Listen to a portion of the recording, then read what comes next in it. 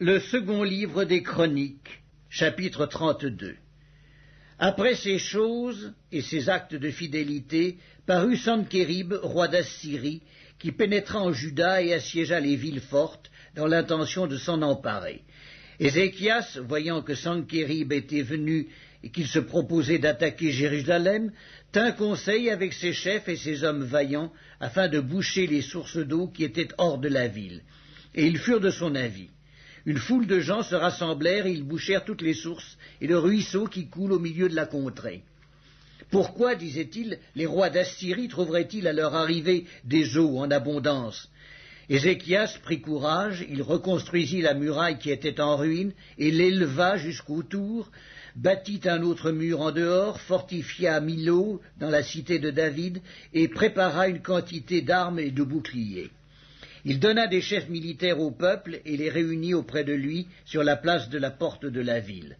S'adressant à leur cœur, il dit « Fortifiez-vous et ayez du courage, ne craignez point et ne soyez point effrayés devant le roi d'Assyrie et devant toute la multitude qui est avec lui, car avec nous il n'y a plus qu'avec lui.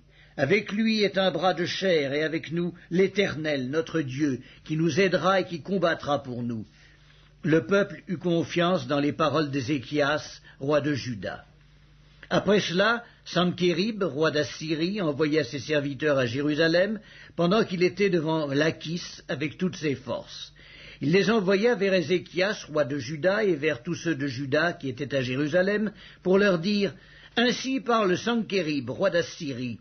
Sur quoi repose votre confiance pour que vous restiez à Jérusalem dans la détresse ?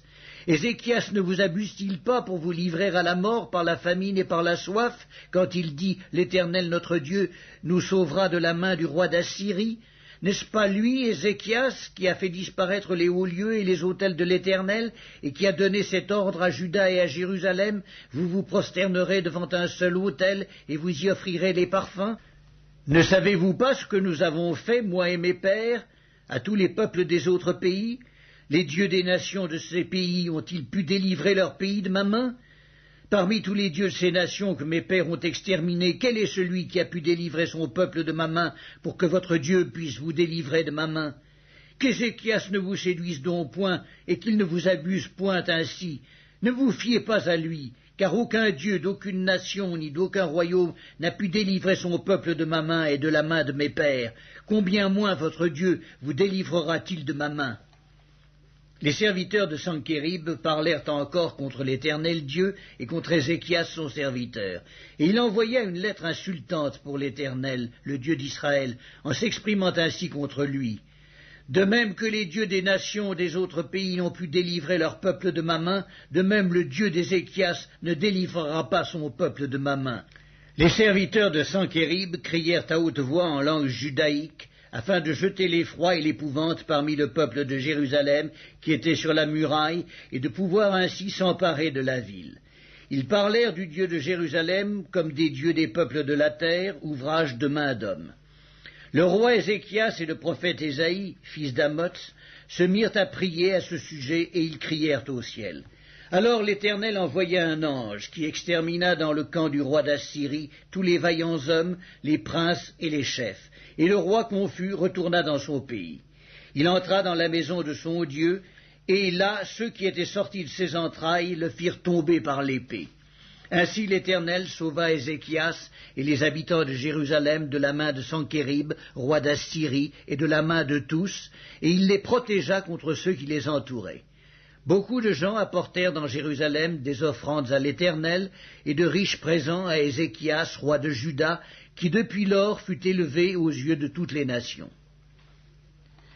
En ce temps-là, Ézéchias fut malade à la mort.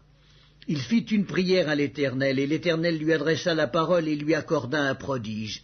Mais Ézéchias ne répondit point au bienfait qu'il avait reçu, car son cœur s'éleva, et la colère de l'Éternel fut sur lui et sur Juda et Jérusalem.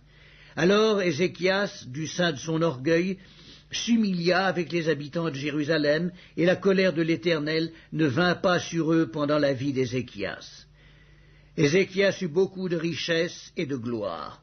Il se fit des trésors d'argent, d'or, de pierres précieuses, d'aromates, de boucliers et de tous les objets qu'on peut désirer, des magasins pour les produits en blé, en mou et en huile, des crèches pour toute espèce de bétail et des étables pour les troupeaux.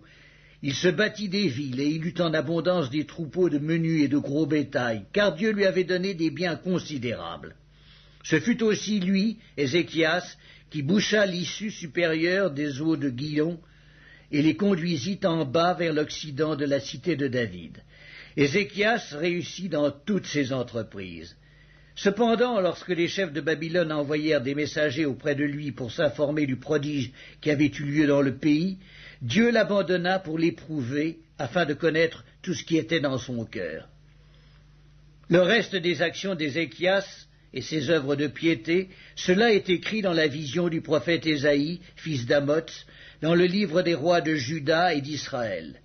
Ézéchias se coucha avec ses pères, et on l'enterra dans le lieu le plus élevé des sépulcres des fils de David. Tout Juda et les habitants de Jérusalem lui rendirent honneur à sa mort, et Manassé, son fils, régna à sa place.